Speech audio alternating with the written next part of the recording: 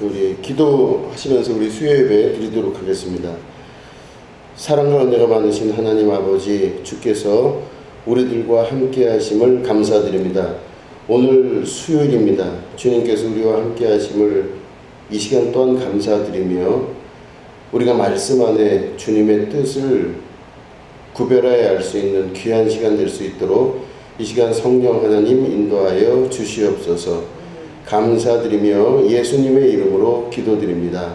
아멘. 우리 하나님 말씀 함께 보시겠습니다. 누가복음 4장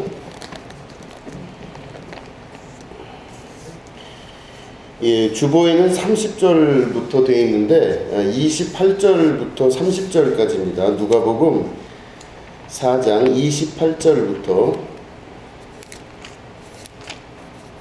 30절까지 우리 한 목소리로 읽도록 하겠습니다. 누가복음 4장 28절부터 30절을 한 목소리로 읽겠습니다. 시작. 회당에 있는 자들이 이것을 듣고 다 크게 화가 나서 일어나 동네 밖으로 쫓아내어 그 동네가 건설된 산 낭떠러지까지 끌고 가서 밀쳐 떨어뜨리고자 하되 예수께서 그들 가운데로 지나서 가시니라. 아멘. 오늘은 원래는 30절부터 36절까지 말씀을 이제 준비했는데 이제 제가 말씀을 다시 한번 이렇게 좀 들여다 보니까 이 말씀 안에 하나님의 또한 귀한 뜻이 들어가 있는 것을 또 이제 깨달아 알게 됐습니다. 그래서 우리가 30절부터 36절까지를 해야 되는데 28절부터 30절까지 말씀을 가지고 오늘 함께 말씀을 나누도록 하겠습니다. 제목은 그들 가운데로 지나서 가시니라, 이런 제목 가지고 함께 말씀을 나누도록 하겠습니다.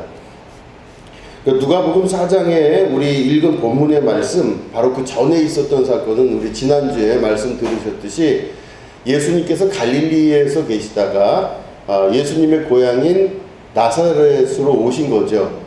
그 나사렛으로 오셨는데 거기서 이제 말씀을 전하십니다. 그랬는데 그 예수님의 고향 사람들이 예수님의 그 말씀을 듣고 대부분의 사람들은 깜짝 놀래요.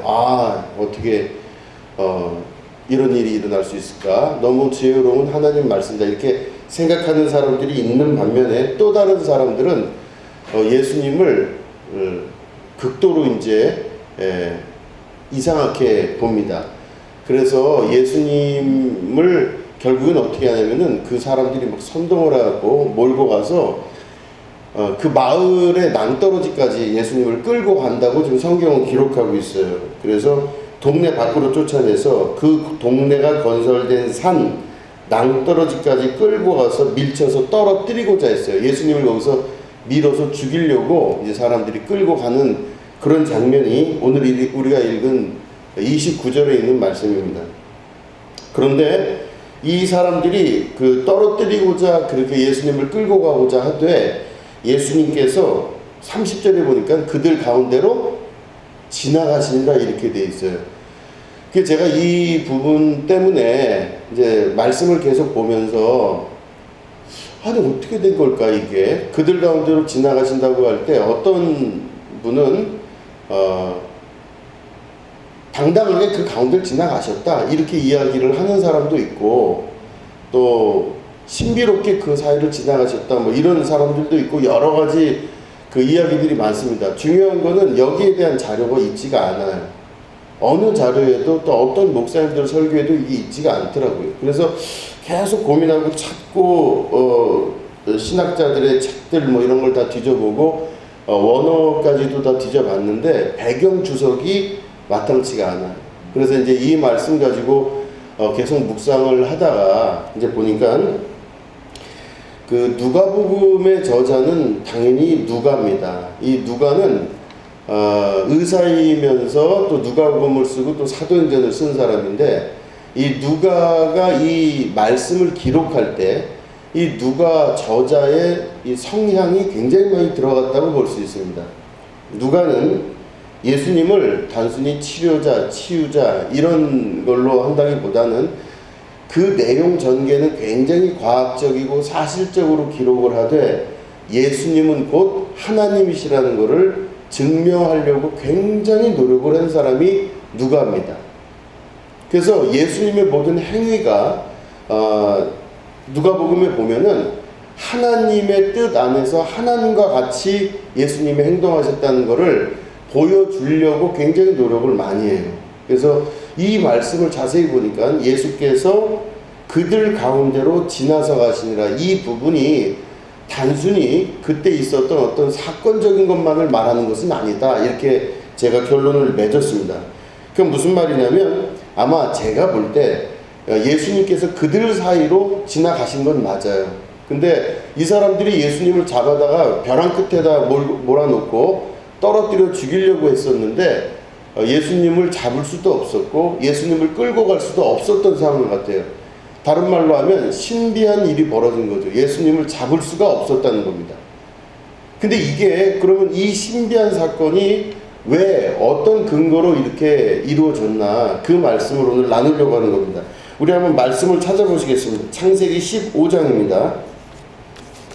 창세기 15장 말씀이 좀 깁니다. 7절부터 17절까지 말씀입니다.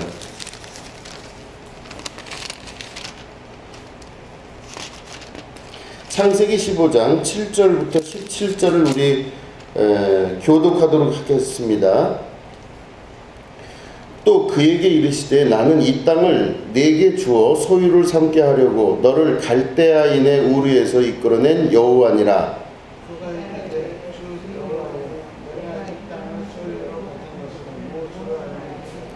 여호와께서 그에게 이르시되 나를 위하여 3년 된 암소와 3년 된 암염소와 3년 된 순양과 산비둘기와 집비둘기 새끼를 가져올지니라.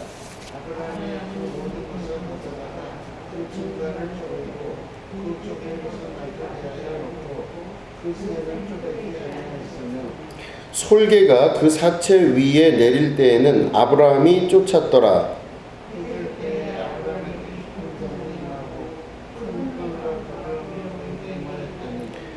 여호와께서 아브라함에게 이르시되 너는 반드시 알라. 내 자손이 이방에서 객이 되어 그들을 섬기겠고 그들은 400년 동안 내 자손을 괴롭히리니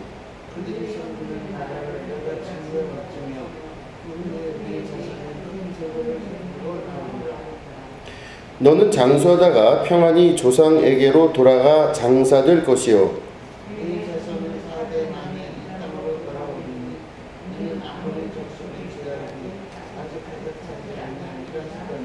우리 17절은 같이 읽겠습니다. 시작. 해가 져서 어두울 때에 연기나는 화로가 보이며 타는 횃불이 쪼갠 고기 사이로 지나더라. 아멘. 이 말씀은 하나님께서 아브라함과 약속하신 말씀이에요.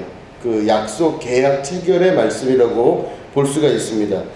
15장 우리 7절부터 읽었는데 그 전에 있는 건 바로 뭐냐면 하나님께서 아브라함에게 너에게 내가 아들을 주어서 그 아들로 네 후손을 삼겠다 이렇게 말씀을 하시는 약속의 장면이고 그 이후에는 이스라엘, 그러니까 아브라함으로부터 내려오는 그 후손들이 이스라엘 사람들이 있을 텐데 그 사람들이 이제는 애굽에 팔려가게 되는 그런 예언적 말씀을 하시는 건데 그 약속의 말씀 사이에 바로 요 말씀이 들어가 있습니다.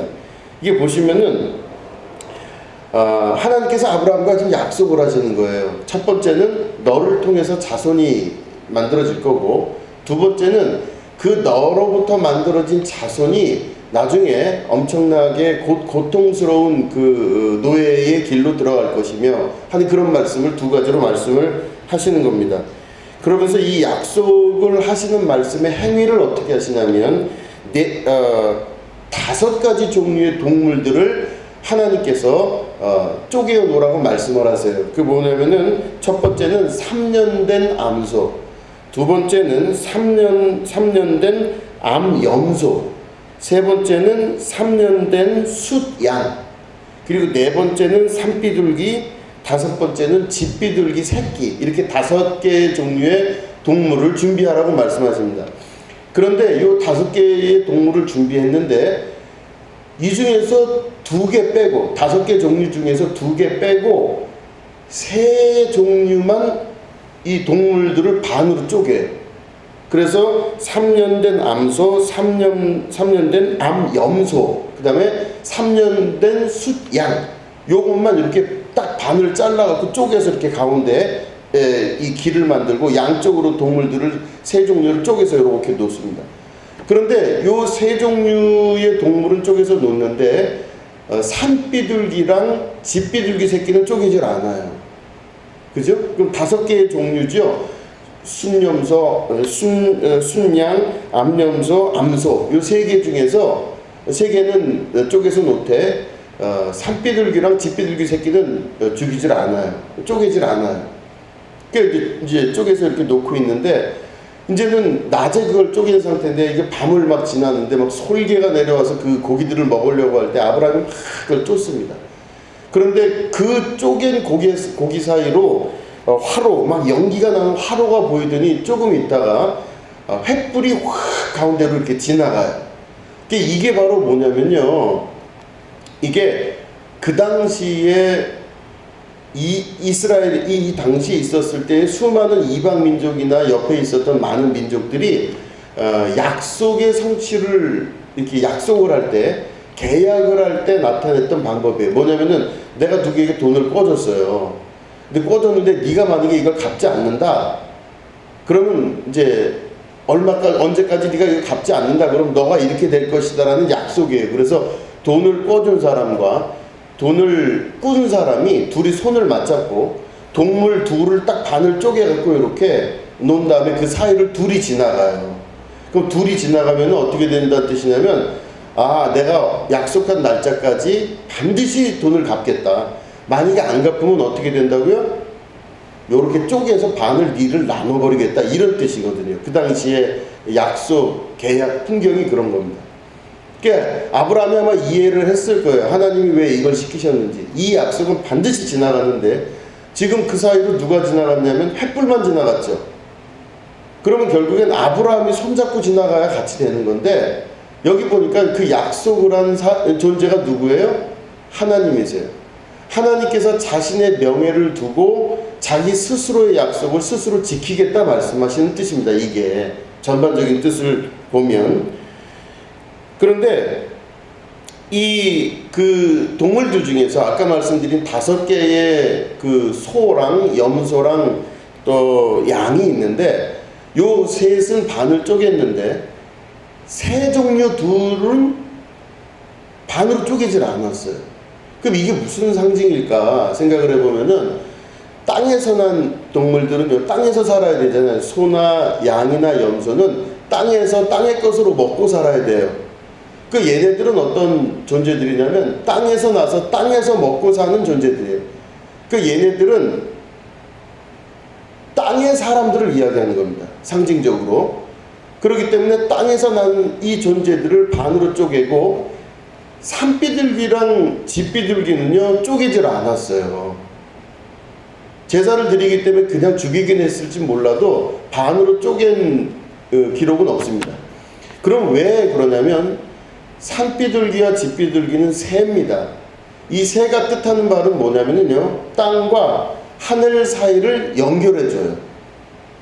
그래서 땅과 하늘 사이를 연결해주는 존재이기 때문에 이 새라는 존재는 약속의 존재인과 동시에 하나님의 전달자의 역할을 한다고 본 거예요.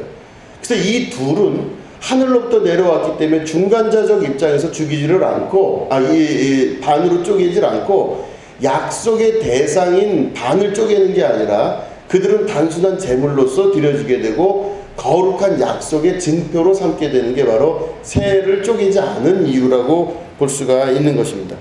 그럴 때 이 횃불이 그 가운데로 지나가요. 확 지나갑니다. 그럼 그 가운데로 샥 지나가면서 이 약속이 반드시 이루어질 것이다 라고 하는 계약이 성립이 되는 겁니다.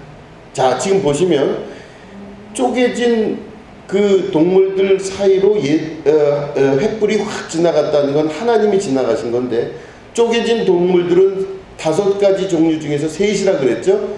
땅에서 난 것으로 먹고 사는 존재들이에요.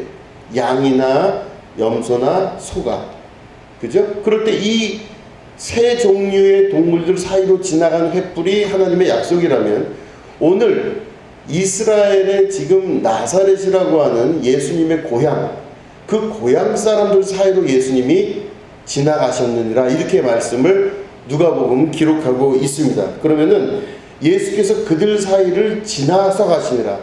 옆에서 지금 이 사람들이 예수님을 벼랑 끝에서 끌고 가서 떨어뜨려 죽이려고 막 난리가 나서 예수님을 잡으려고 하는데, 지금 이 상태를 보니까 이들 사이로 예수님이 지나가시는 거예요.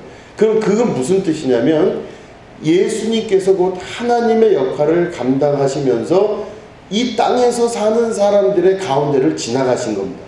약속이 반드시 성취가 될 것이고, 그 약속은 하나님의 뜻 안에서 이루어질 것이다 라는 것을 상징적으로 보여주신 거예요. 그러니까 예수님이 그 당시에 이 사람들이 막 반대와 막 그 예수님을 죽이려고 하는 그런 엄청난 일에도 불구하고 이 가운데로 싹 지나가시는 그 사건을 누가가 이걸 기록하면서, 아마 누가의 머릿속에서는 창세기에 나와 있는 아브라함과 하나님의 언약 사건이 분명히 떠올랐을 겁니다. 어떻게 그 사이를 그렇게 지나가실까? 어떻게 그렇게 지나가면서 거기서 그런 일이 있을까라고 이 누가가 기록을 하면서 또 그 현장들을 기록하면서 생각을 했을 것입니다. 이 쪼갠 그 동물들 사이로 확 지나가셨던 그 횃불은 불입니다. 불은 다른 말로 하면 빛을 이야기합니다. 예수님이 곧 불이심과 동시에 예수님이 빛이신 거예요. 그죠? 빛이 그 가운데로 지나가게 되고, 그럴 때 이때 그 지나간 사람들과의 약속 사이에서 바로 뭐냐면 하나님의 약속이 성취가 되는데, 그 쪼갠 동물들은 뭘 상징하냐면 동물을 가지고 하나님께 제사를 드리잖아요. 그런데 하나님께 동물을 가지고 제사를 드릴 때 이 동물이 상징하는 바는 바로 뭐냐면 내 죄를 동물에게 주는 거잖아요. 그러니까 내 죄가 뭐 어느 정도 된다 그러면 이제 소를 잡거나, 내 죄가 어느 정도 된다 그러면 양을 또 잡거나 비둘기를 잡아요. 그래서 그거를 하나님께 제물로 드리는 겁니다. 다시 말해 내 죄로 인해서 대신 죽는 존재들이 동물들이에요. 그러면 이 사람들 사이로 지나가신 예수님의 상징은 바로 뭐냐면요, 이 사람들은 반드시 죽을 거라고 하는 뜻입니다. 그들 사이로 지나가신 예수님의 이 상징은 반드시 그들은 죽을 것이다 라고 하는 거죠. 그럴 때 이 쪼개진 동물들의 그 모든 것들은 나사렛 사람들 혹은 이스라엘 사람들의 미래를 상징한다고 볼 수가 있습니다. 그래서 하나님의 약속 성취에 대해서 순종하지 않는 자들은 반드시 이 죄를 대신 지고 쪼개진 동물들과 같이 그들은 영원한 죽음 가운데로 떨어지게 되는 저주의 상징이 될 수도 있다라고 하는 것이죠. 그래서 결국엔 보면 이 쪼개진 동물들이 이스라엘이라고 볼 수 있고, 이 이스라엘은 결국엔 하나님의 약속과 그 말씀을 믿지 않고 따르지 아니하고 순종치 아니한 존재들을 말한다고 볼 수가 있는 것입니다. 그래서 이 말씀이 창세기에서부터 우리가 시작돼서 지금 누가복음이 된 건데, 우리 말씀을 하나를 더 좀 찾아보겠습니다. 요한계시록입니다. 맨 뒤에 요한계시록 11장입니다. 요한계시록 11장 1절부터 10절까지의 말씀을 또 교독하도록 하겠습니다. 요한계시록 11장 1절부터 10절입니다.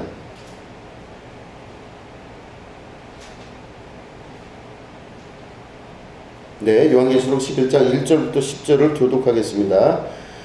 또 내게 지팡이 같은 갈대를 주며 말하기를, 일어나서 하나님의 성전과 제단과 그 안에서 경배하는 자들을 측량하되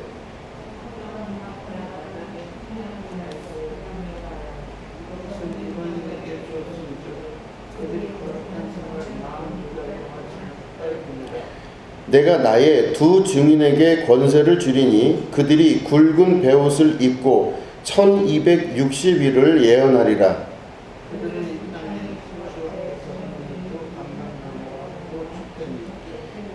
만일 누구든지 그들을 해하고자 하면 그들의 입에서 불이 나와서 그들의 원수를 삼켜버릴 것이요 누구든지 그들을 해하고자 하면 반드시 그와 같이 죽음을 당하리라.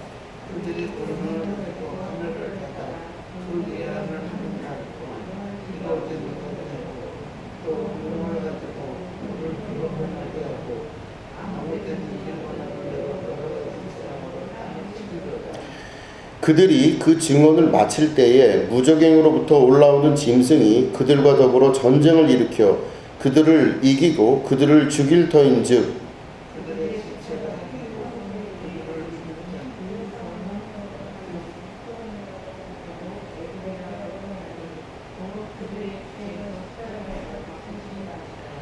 백성들과 족속과 방언과 나라 중에서 사람들이 그 시체를 사흘 반 동안을 보며 무덤에 장사하지 못하게 하리로다.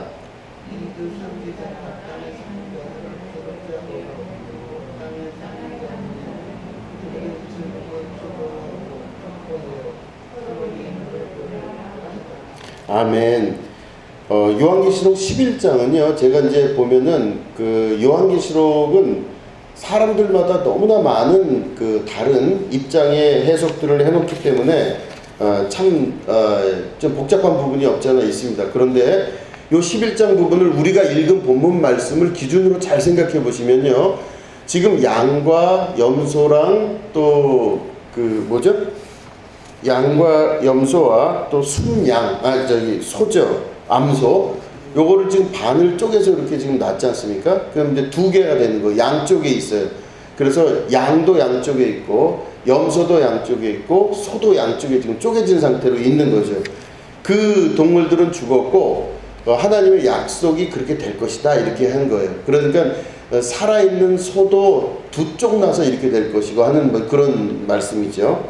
근데 요한계시록 11장 보면요, 뭐라고 되어 있냐면, 지금 우리가 읽은 말씀의 3절을 보면 내가 나의 두 증인에게 권세를 주리니 그들이 굵은 베옷을 입고 1260일을 예언하리라. 그래서 하나님께서 의탁하신 예언을 두 증인이 한대요. 그 두 증인이 양쪽에서 하는 겁니다. 그죠? 그리고 이 두 증인을 뭐라고 얘기하냐면 그들은 이 땅의 주 앞에 서 있는 두 감람나무와 두 촛대다 이렇게 되어 있어요. 그러니까 감람나무도 두 개고 촛대도 두 개다 이렇게 설명을 하고 있는 것입니다. 근데 이 두 감람나무와 두 촛대가 사실은 하나님의 말씀을 맡은 자들이라 그들이 하나님을 증언하는 거거든요. 지금 감람나무와 두 감람나무와 두 촛대가. 그런데 이들에게 권세를 주셔서 만약에 이들을 누군가가 해하고자 한다면요, 이 두 감람나무와 두 촛대, 이 두 증인이 그들의 입에서 불이 나와서 그들의 원수를 다 삼켜버릴 것이다. 그러니까 엄청나게 강력한 힘을 그들에게 주겠다, 이런 뜻이에요. 자, 근데 보시면은 이 두 감람나무와 두 촛대가 하나님의 말씀을 증언하고 예수 그리스도의 복음을 증언하는 존재들이 된다는 건데, 이 두 촛대가 바로 뭐냐면요, 원래는 한 촛대였는데 두 개로 갈라졌다고 볼 수 있어요. 약속이죠. 약속을 지키지 않으면 두 개가 되고, 약속을 지키면 이들이 살아있기 때문에 하나가 되는 겁니다.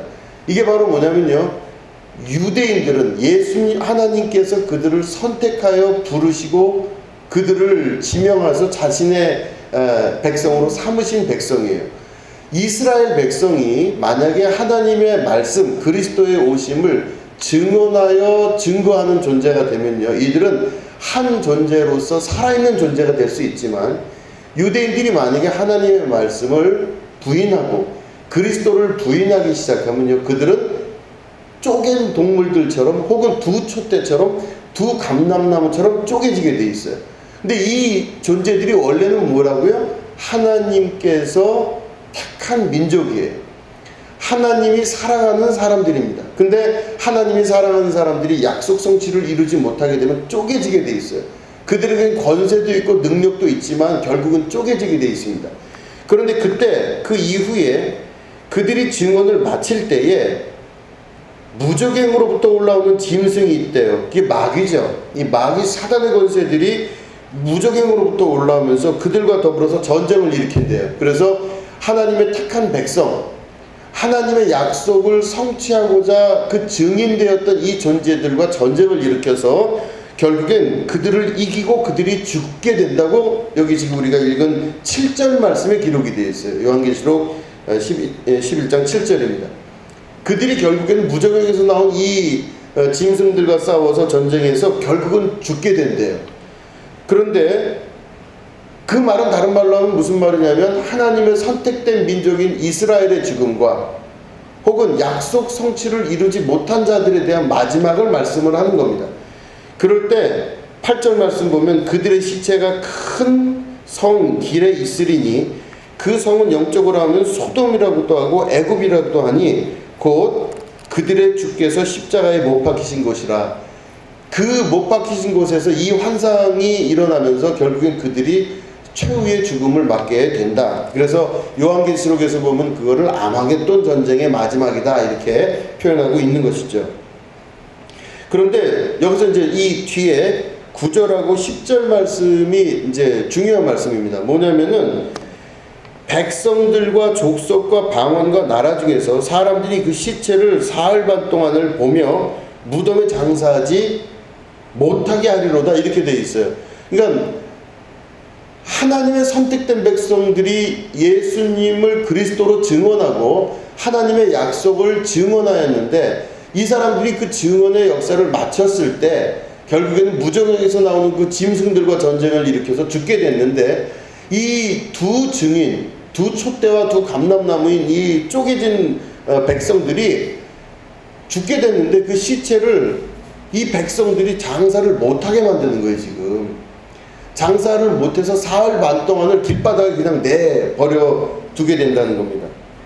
그래서 장사하지 못하게 하고 10절 마지막에 보면은 이 두 선지자가 지금 여기 보면 선지자라고 되어 있어요. 두 존재를 선지자가 땅에 사는 자들을 괴롭게 한 고로 땅에 사는 자들이 그들의 죽음을 즐거워하고 기뻐하여 서로 예물을 보내리라 하더라.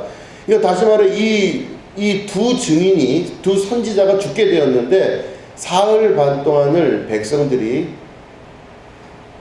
장례를 치르지 못하게 하고 결국에는 이 두 선지자가 땅에 있는 백성들을 괴롭게 함으로 말미암아 그들이 땅에 있는 사람들이 장례를 못 치르게 하고 이 둘의 죽음을 즐거워하고 서로 기뻐하며 예물을 보낼 것이다 이렇게 말씀을 마치고 있어요. 이게 뭐냐면요, 이스라엘 사람들이 여기서 보면 두 증인이라고 하는 건 결국 이스라엘의 민족을 말하는 거고, 무적행으로부터 올라오는 짐승은 마귀와 사탄이라고 볼 수 있고, 이 나머지 이 백성들이 있죠. 이 두 증인이 이 선지자가 죽게 되었을 때 이들을 보고 장사를 못 지내게 하고 이들의 죽음을 너무너무 기뻐했던 그 존재들이 있죠. 그건 바로 뭐냐면요, 예언적 말씀으로 보면은 나치의 히틀러라고 볼 수 있어요. 그죠? 유대인들을 대거로 죽이고 그 죽인 다음에 이 사람들이 서로 간에 그 전리품들을 나눠 갖게 되는 것. 그래서 2차 대전의 큰 희생자가 되었던 이스라엘의 역사를 예언적으로 보여진다고 볼 수가 있습니다. 이 말씀을 이렇게 장황하게 이제 제가 말씀을 드린 이유는 바로 뭐냐면, 하나님의 약속은 반드시 성취가 된다는 겁니다. 하나님께서 우리에게 말씀하시는 약속은 반드시 이루어지게 되어 있습니다. 하나님의 약속은 스스로 하신 약속이기 때문에 나와 하나님 사이에 양자가 비슷한 상태에서 계약을 체결한 게 아니라는 겁니다. 그렇기 때문에 하나님의 약속은 반드시 이루어지고 그 이루어진 약속을 통해서 하나님의 나라가 분명하게 이루어지게 될 겁니다. 말씀대로 그대로 이루어지게 되는데, 창세기에서 아브라함에게 하셨던 그 약속, 두 쪼개진 짐승들 사이로 그 불이 지나가고 그 하나님 스스로 그 약속을 지키시겠다고 하는 그 약속은 예수님을 통하여서 상징적으로 보여주신 거예요. 예수님이 이 땅에 오셔서 우리를 위하여 죽으시고 또한 십자가의 죽으심으로 말미암아 우리가 그 예수님을 믿음으로 구원을 얻게 되는 이 사건은 반드시 이루어지게 되는 일이에요. 그래서 예수님의 사역 초기죠. 완전히 초기인 이 나사렛에서 예수님이 말씀을 전하실 때 이 말씀이 그 당시에 그거를 봤던, 그 기적적인 사건을 봤던, 예수님이 그 사람들 가운데로 지나가는 것을 봤던 그 사람들의 증언들을 들어볼 때 이 누가는 그 아브라함의 약속이 예수님의 그 행동을 통하여서 반드시 이루어질 것이다 라는 걸 믿음을 가지고 봤던 겁니다. 그러니까 하나님의 약속이 이루어졌죠. 그대로 예수님께서 골고다 언덕에 들어가시고 십자가에 달려 죽으신 다음에 사흘 만에 부활하셨고, 그런 다음에 그 이후에 하나님 보좌 우편에 앉아 계시면서 오늘도 우리를 위하여 간절히 기도하시는 그 그리스도 되신 예수님이 오늘도 우리와 함께 하시는 겁니다. 그럴 때 그 예수님의 약속 성취가 요한계시록을 통해서도 분명하게 드러나게 돼요. 예수님 당시가 뭐 AD 0년서부터 뭐 30여 년이라고 치면 그 이후에 한 1000년이 훨씬 지난 후에 2차 대전이 일어났던 시기에 이 약속 성취가 그대로 이루어지게 돼요. 그들의 증인들, 그죠? 하나님의 거룩한 선택된 민족인 이스라엘, 혈육의 이스라엘과 동시에 또한 예수님을 믿음으로 말미암아 새롭게 예수님을, 하나님을 알게 된 이방 족속들인 우리 같은 사람들, 이게 다 두 종류 아닙니까? 하나는 유대인과 동시에 하나는 우리들이에요. 이 사람들이 바로 그리스도의 복음을 증언해야 될 사람들인데, 유대인들은 그 사이에 요한계시록의 말씀대로 무적행에서 그 마귀가 남으로 말미암아 이들을 완전히 쳐서 죽게 만들고, 근데 이들의 시체가 땅바닥에 뒹굼에도 불구하고 그들에게 장례를 치를 수 있지, 장례를 치를 수 있도록 백성들이 허락을 하지 않는 거예요. 백성들이라 하면 땅에 있는 사람들입니다. 이 땅에 있는 사람들이 유대인들을 같이 무시하고 멸시하는 일이 벌어지는 거죠. 그럴 때 이 유대인들을 그토록 고통받게 만들게 하고 증언자들에 대해서, 증인들에 대해서 이 정도로 만들어내게 된 일반 백성들이 왜 그렇게 했느냐? 여기 보면 우리가 요한계시록 11장 20절 말씀 보면 이 두 선지자가 땅에 사는 자들을 괴롭게 한 고로 이렇게 되어 있습니다. 땅에 있는 사람들을 괴롭게 한 거예요. 다시 말해 이 땅에 있는 사람들을 선지자들이 괴롭게 만들었다고 되어 있어요. 그러니까 그렇기 때문에 이 땅에 있는 사람들은 하나님의 이름을 듣는 것도 싫어하고 예수님을 그리스도로 믿는 것 자체를 싫어하고 모든 것들에 대해서, 이 그리스도에 대해서, 복음에 대해서, 하나님의 말씀에 대해서 굉장히 싫은 거예요. 그 싫기 때문에 그 싫은 감정들이 섞여 있음으로 말미암아 두 선지자가 죽게 되었을 때 이들의 죽음을 슬퍼하는 것이 아니라 굉장히 기뻐하고 행복해한다, 이렇게 볼 수 있는 것입니다. 조금 현대적 해석을 하자면 요즘 갈수록 교회들이 많이 어려워지기도 하고 여러 기독교의 어떤 그 전통들이 많이 사라지고 있습니다. 물론 교회가 잘못한 부분들도 있겠죠.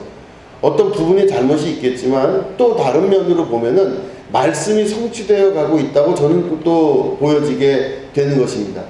말씀이 성취가 된다는 건 바로 뭐냐면 교회 다니는 사람, 예수를 믿는 사람, 그저 교회 다닌다기보단 예수님을 믿고 예수님이 내 삶의 구원자라고 하는 것을, 그리스도라고 하는 것을 증언하는 자들, 이런 사람들은 반드시 미움을 당하고 반드시 멸망당하는 일 가운데 사람들을 고통스럽게 만드는 거예요.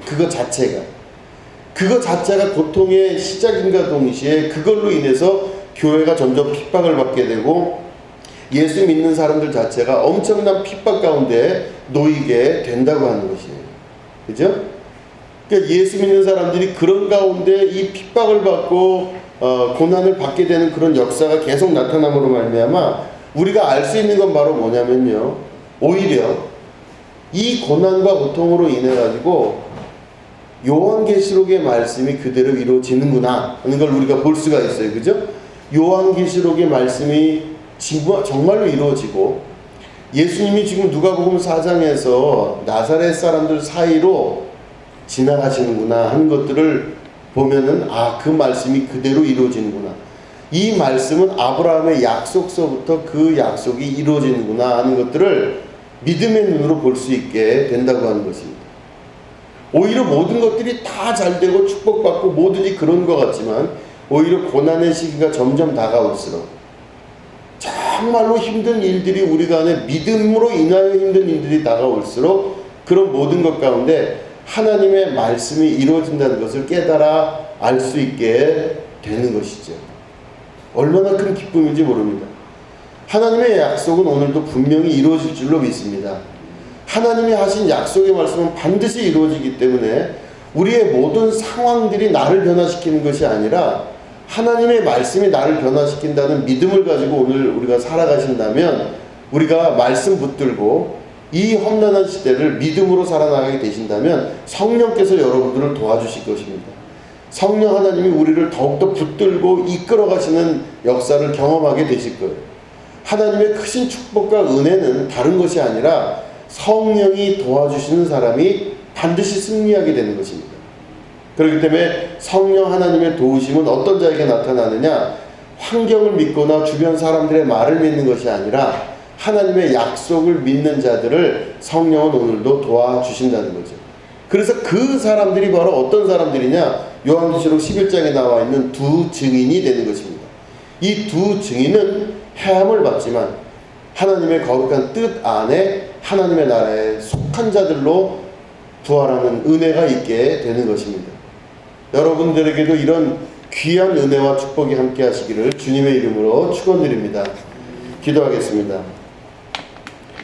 하나님 아버지 감사드립니다. 하나님께서 우리에게 하신 이 말씀, 예수님께서 예수님을 죽이려고 하는 자들 사이를 지나가시는 그 은혜의 말씀은 아브라함과 하나님과의 약속의 예시이며 또한 요한계시록 11장에 나타나는 주님의 예언인 줄로 믿습니다. 우리 안에 하나님 말씀이 이루어질 수 있도록 도와주시옵소서. 오늘 특별히 예물 드린 손길을 기억하여 주시고 복의 복을 내리시며 하나님의 뜻 안에 그 마음속에 소원하는 바가 이루어지는 축복 있게 하여 주시옵소서. 감사드리며 예수님의 이름으로 기도드립니다. 아멘.